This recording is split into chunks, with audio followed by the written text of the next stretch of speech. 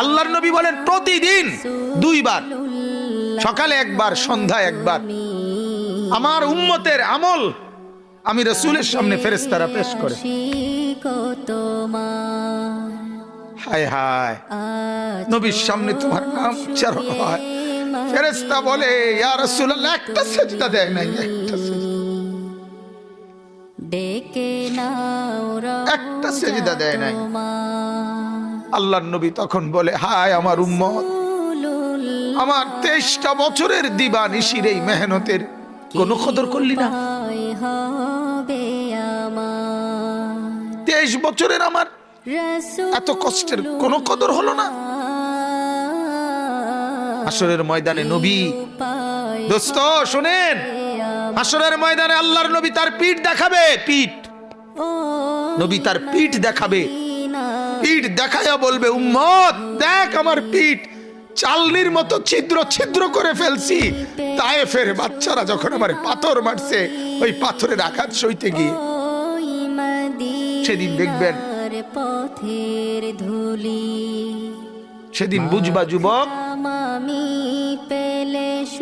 নওজোয়ান, তোমার জন্য কাঁদার কেউ নাই, তোমাদের জন্য ভাবার কেউ নাই। মা বাপ ছেড়ে দিছে তোমারে, যা বাবা নষ্ট হয়ে যা। আহা, মোবাইলের হাতে ছেড়ে দিছে তোমারে, নষ্ট বন্ধুদের হাতে ছেড়ে দিছে তোমারে, যা বাবা পেটের ভুক লাগলে ভাত খাইয়ে যাইস, বাকি টাইম নষ্ট হয়ে যায়। অভিভাবক ছেড়ে দিছে সন্তান, দুপুর বেলা বের হইছে রাত 10টা পর্যন্ত, কারো কোনো পেরেশানি নাই। মা বাবার